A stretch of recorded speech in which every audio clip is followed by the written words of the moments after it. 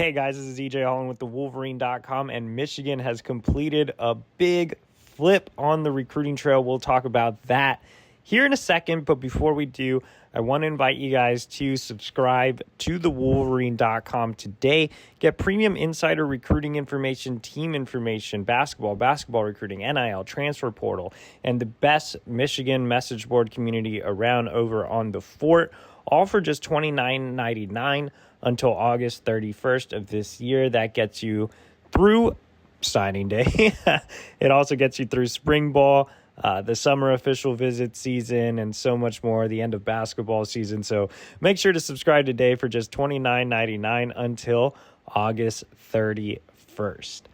All right, guys, let's talk about Michigan's newest win on the recruiting trail. 3-star defensive lineman Cameron Brandt out of Chatsworth, Sierra Canyon, has flipped from Stanford to Michigan here late in the cycle. Big win for the Wolverines, a guy that Michigan made a priority during the late period and was able to close.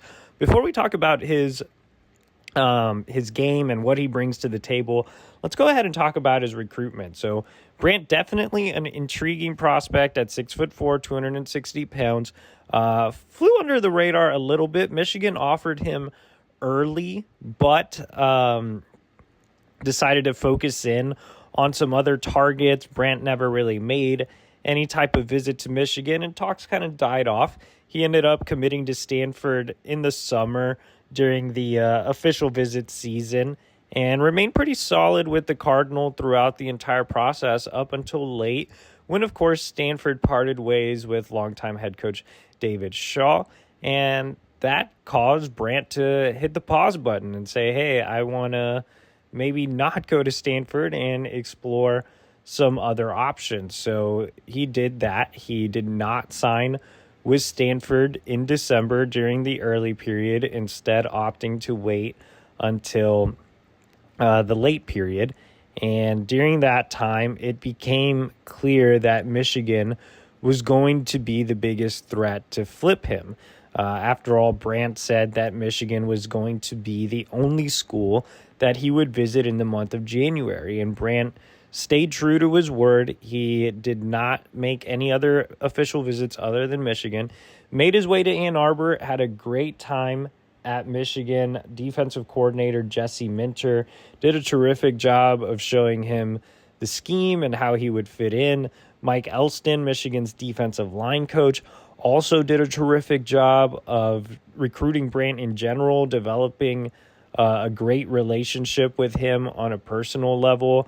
I think the visit was great for Brandt's entire family. And look, this was a kid that was committed to Stanford, so academics were obviously important to him. And I thought Michigan did a fantastic job of not only just selling the benefits of attending Michigan from an on-the-field perspective, but also an off-the-field perspective. I mean, Michigan, as many recruits have said throughout the past couple of cycles, offers the best of both worlds. And, you know, while Stanford is an elite academic institution, it obviously lacks on the football side. Michigan, an elite academic institution, has now gone to back-to-back college football playoffs, back-to-back Big Ten titles, and that's something that really appealed to Brandt. Something else that really appealed to Brandt was the strength and conditioning program. Michigan is terrific at developing defensive linemen and edge players, not only on the field, but in the weight room as well. Ben Herbert is one of the best strength and conditioning coaches in the country. And I said we'd talk about Brandt as a player in a bit, but he is a guy that's going to need to develop in that strength and conditioning program. And so I think Ben Herbert was a big asset in this recruitment as well. Now, Brandt left Michigan without making a commitment. I think distance was the biggest holdback for him. But even after he left and didn't make a verbal pledge, I think there was still a lot of optimism around Ann Arbor. I put in a prediction around the time of his visit and felt pretty good about it.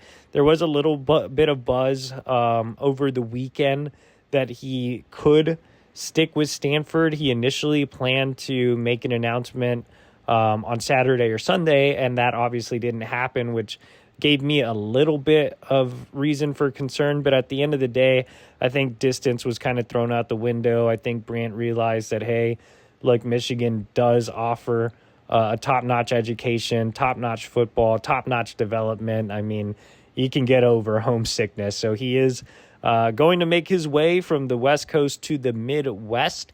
And I think Brandt is definitely an interesting land for Michigan. So kind of recapped his recruitment. Let's talk a little bit about what the Wolverines are getting in Brandt on the field.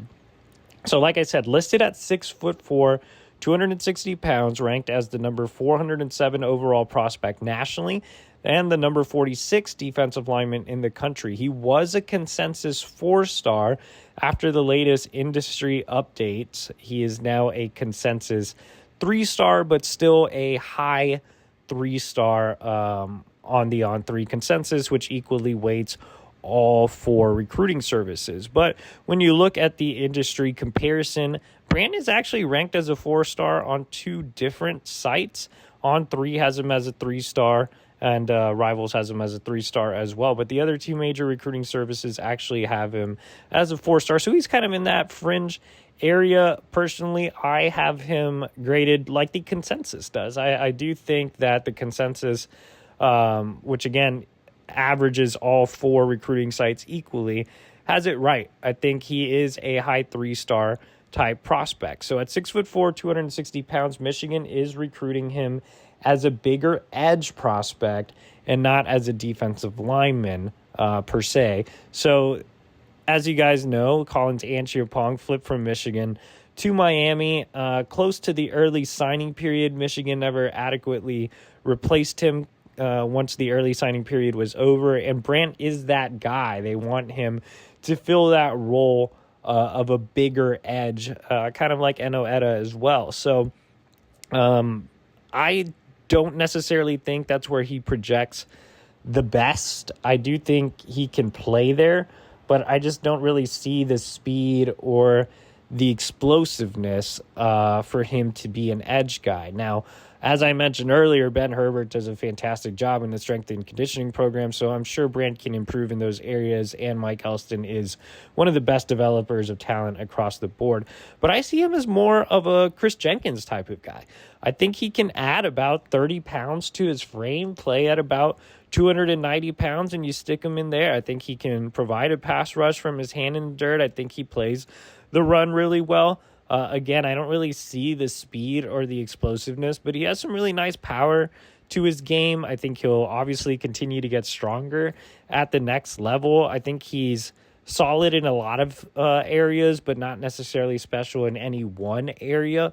But I do think he's more suited for that Chris Jenkins role. But either way, he is an intriguing prospect. Like I said, he's a guy that's going to need to develop in the strength and conditioning program for a couple of years. You might not hear from him, and then you might think back and say, hey, that was a nice steal during the late signing period. So like I said, I have him graded as a high 3-star potential kid that can play a couple of different positions in Michigan's defensive scheme. But a nice way to round out the 2023 recruiting class, which was obviously not super ideal, but now we can get 2023 behind us and move to 2024. And like I said earlier, for all your coverage on Michigan recruiting, make sure to subscribe to thewolverine.com for just $29.99 until August 31st as we head into the 2024 recruiting class.